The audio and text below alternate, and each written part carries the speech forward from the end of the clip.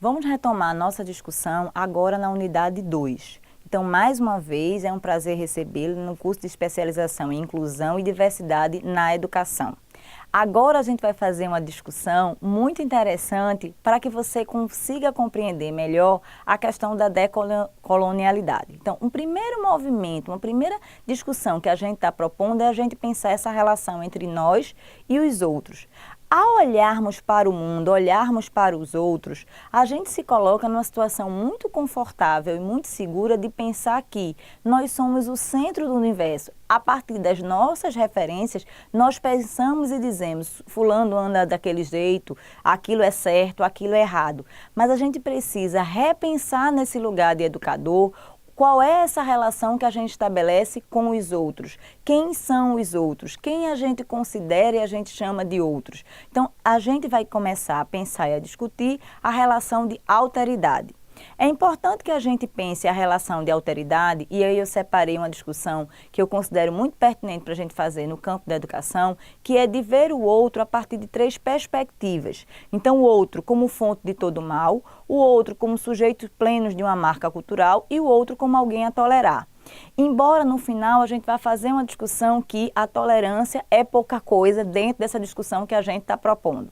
Então, um primeiro movimento que a gente tem nessa relação com o outro é de pensar o outro como fonte de todo mal. E logo por ser fonte de todo mal, a gente tende a querer eliminar o outro. Essa foi uma marca bastante presente nos séculos XIX, XX e XXI. E a gente ainda tem visto isso com muita força, por exemplo, nesse processo aí da história da imigração, né? Como é que a gente faz com aqueles que não somos nós, que não fazem parte do nosso grupo? Que medidas a gente estabelece? Então, a partir dessa ideia do outro como fonte de todo mal e sendo fonte de todo mal, a gente logo desperta o desejo de eliminar. E essa eliminação nem sempre é uma eliminação física que vem com guerras, né? Às vezes a gente elimina o outro negando a ele o direito à educação, negando a ele o contato físico, o direito a aprender no espaço escolar. Quando a gente observa uma sala de aula da educação básica, muitas vezes, as crianças que apresentam deficiências ou necessidades especiais, as pesquisas mostram, quando a gente tira foto desses espaços, o quanto esses estudantes estão sempre muito afastados do professor, muito lá atrás do espaço escolar. Então, essa organização física também dá a gente a ideia de como há uma dificuldade ou como há um processo de eliminação desse outro. Então, a gente vai entendendo como é que essas coisas vão acontecendo, né? A gente vai eliminando o outro, a gente vai dizendo, mesmo a gente sendo o professor e responsável pelo processo de aprendizagem do aluno, quando a gente dá uma aula e o aluno tira nota baixa ao final da unidade, a gente chama a família para dizer, coloca esse estudante no reforço. Então, a gente vai eliminando o outro, vai tirando do outro a nossa responsabilidade. Então, a gente precisa pensar como é que esse outro que a gente pensa como fonte de todo mal, como é que a gente vai eliminando e vai tirando o espaço dele na sociedade e no espaço escolar, né? Então, uma segunda perspectiva que a gente olha para o outro é olhar para o outro como sujeito pleno de uma marca cultural. E a gente vai olhar para esse outro como sujeito exótico. Então, a gente aceita o sujeito a partir da ideia de que ele é diferente, ele traz uma diferença. Então, a gente provoca uma ideia de que o maracatu é o exótico, a moça vestida de baiana é exótico, e a gente vai incorporando aquilo, a ideia de que ele apresenta uma marca cultural, mas não necessariamente aquilo vai sendo incorporado ao nosso cotidiano. Uma outra questão que é importante e que está muito em voga e comumente é utilizada é o outro como alguém a tolerar. E é muito importante a gente discutir o contexto da tolerância, porque tolerância não é aceitação plena. Tolerância é dizer para o outro, eu te aceito, mas... Então, eu faço a opção, eu dou regras para que você cumpra. Eu aceito a questão tal, desde que não infrinja as regras, desde que não traga questões sociais, desde que não tenha determinados tipos de comportamento, desde que não vá criar problemas para a ordem que está vigente. Então, a incorporação a partir da perspectiva da tolerância diz ao outro que o outro não pode ser um sujeito pleno. Ele não é um todo, ele precisa se adequar às normas que estão em vigor.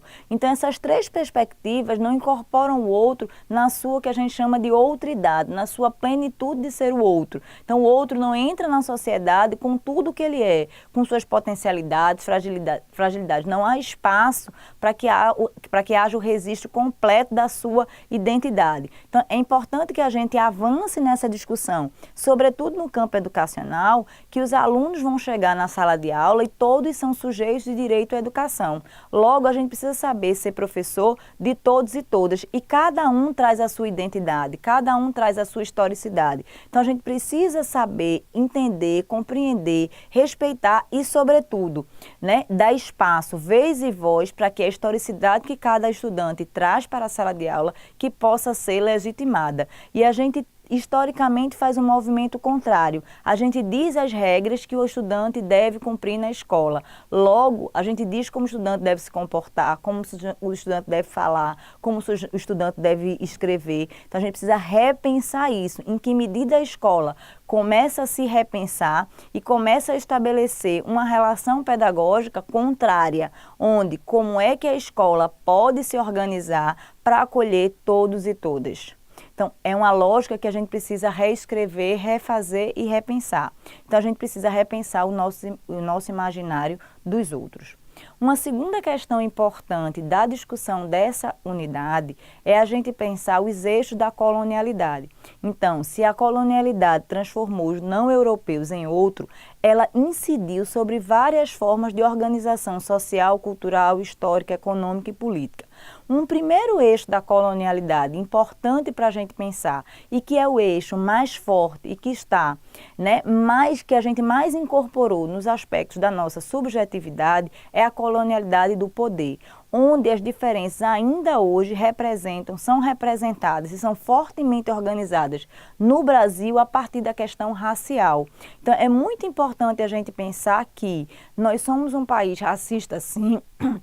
A gente vê as pessoas a partir da categoria raça, sim, e os dados da desigualdade mostram isso com muita tranquilidade. Então, é importante a gente pensar isso e a gente rever essa questão. Então, nós temos um currículo que nega a presença da população negra, um currículo que só agora, a partir da Lei 10.639 e 11.645, vai trazer à tona a obrigatoriedade da história da cultura negra e indígena na escola. Isso precisa ser feito desde a educação infantil, desde os primeiros momentos da criança na escola. A gente precisa trazer essa discussão. Essa é uma questão extremamente importante. A escola precisa ser um espaço de afirmação cotidiana da população negra, mesmo as turmas aonde a gente vai encontrar a minoria de população negra ou a gente não vai encontrar população que se autodeclara como negra. Mas a gente precisa aprender, relações étnico-raciais têm a ver com as relações entre negros e não negros. Então, a gente precisa aprender a conviver com a diferença. Escola é um espaço onde as crianças precisam aprender a conviver e a criar laços de solidariedade. Uma outra questão importante no eixo da colonialidade é a colonialidade do saber, ou seja, a gente tem como referências acadêmicas, curriculares para pensar o eixo europeu, a história que é privilegiada na escola, e aí a gente vai ver em toda a organização curricular, é a história dos europeus. Em que medida o povo africano pôde contar a sua história? Em que medida a gente conhece a história de outros povos que não são os povos europeus? Então, como é que a gente dialoga com a população asiática? Como é que a gente dialoga com o povo árabe, por exemplo? O que é que a gente conhece dessas histórias? O que é que a gente conhece desses saberes? Como é que a gente dialoga com a forma oriental de viver a vida? Então, a gente tem pouco dessa cultura, a gente tem pouco dessas informações e isso chega de forma muito ínfima dentro do currículo e dentro do nosso espaço de formação. Então, os autores que a gente utiliza para pensar o conhecimento, para escrever as nossas pesquisas, quais são os autores africanos, asiáticos que a gente tem utilizado para fazer essa discussão? Quais são as mulheres que estão presentes nas nossas pesquisas? Então, esse conhecimento e essa questão da colonialidade influencia nessa nossa forma de fazer a ciência, influencia na nossa forma de estabelecer uma relação com o currículo e com os conhecimentos que a gente vai privilegiando no cotidiano escolar. A colonialização do ser tem relação com a inferiorização, subalternização e desumanização de alguns grupos humanos. E aí a gente pode falar, na nossa história, com muita força também da população indígena e da população negra. Por quê? Porque esses sujeitos foram apresentados e comumente ainda são apresentados numa situação muito latente de inferiorização.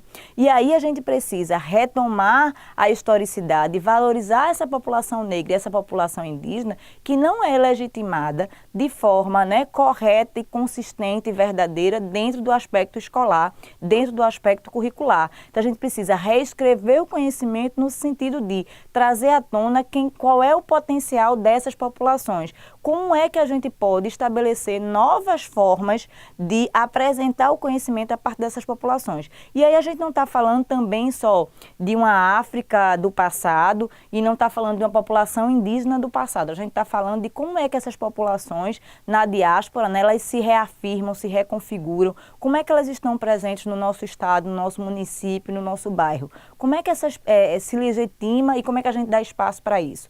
Por fim, um eixo extremamente interessante e pouco discutido, mas que está fortemente presente no currículo, que é a colonialidade cosmogônica. A gente tem um currículo que é organizado a partir de uma organização festiva cristã. E a gente precisa pensar por que a escola, que é uma escola pública e laica, por que ela dá tanta vazão e tanto espaço para uma discussão que é, muitas vezes, né, que nega ao sujeito o direito de apresentar a sua identidade de religião, então, religiosa. Então, é importante a gente pensar isso. Por quê? Porque a colonialidade cosmogônica, ela dá uma anulação da base de vida dos povos ancestrais, tanto indígenas como africanos. Então, a gente aprendeu a dizer que as religiões de matrizes africanas, né, elas foram demonizadas, né, a gente tem medo de tudo isso, a gente não conversa sobre tudo isso, né, a gente faz toda uma estratégia de negar e de destruir, de legitimar esse conhecimento e essas religiões, na mesma medida que a gente também, né, quando pensa na religiosidade indígena, a gente vai dizer, isso é coisa de índio, a gente vai negar, né, essa religiosidade, essa ideia de que ele vai trabalhar, né, que para ele a natureza é um elemento forte. Então a gente saiu desse lugar e desse espaço de valorização e na escola a gente reproduz isso com muita firmeza. Então em que medida as crianças podem dizer, adolescentes, jovens e adultos, quais são as suas religiões? Ou quem não tem religião também.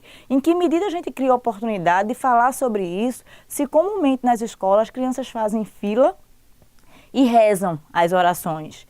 Ninguém pergunta como é que você costuma fazer na sua casa, como é que é na sua religião, como é que é para você, do que você quer falar. Então a gente estabelece como norma determinadas práticas e a gente precisa pensar que essas práticas não são práticas comuns, embora elas sejam comumente utilizadas no espaço escolar. Então é importante repensar sobre essas questões e essas práticas.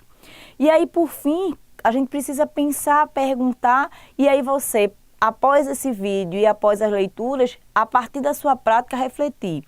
Como é que na escola isso acontece? Em que medida as práticas de homogeneização elas estão fortes, elas estão presentes? Como é que eu repenso a minha prática pedagógica a partir de uma ideia de pluralidade, de espaço para a diferença? Em que medida eu consigo dialogar com os estudantes, eu consigo organizar o meu planejamento mensal, semanal, semestral, dando espaço para que as identidades se estabeleçam e se afirmem. Então a escola tem sido um espaço de negação das diferenças. Que estratégia a gente pode utilizar para dar os primeiros passos no sentido contrário? Né? Em que medida eu oportunizo que o protagonismo negro e indígena entrem em cena?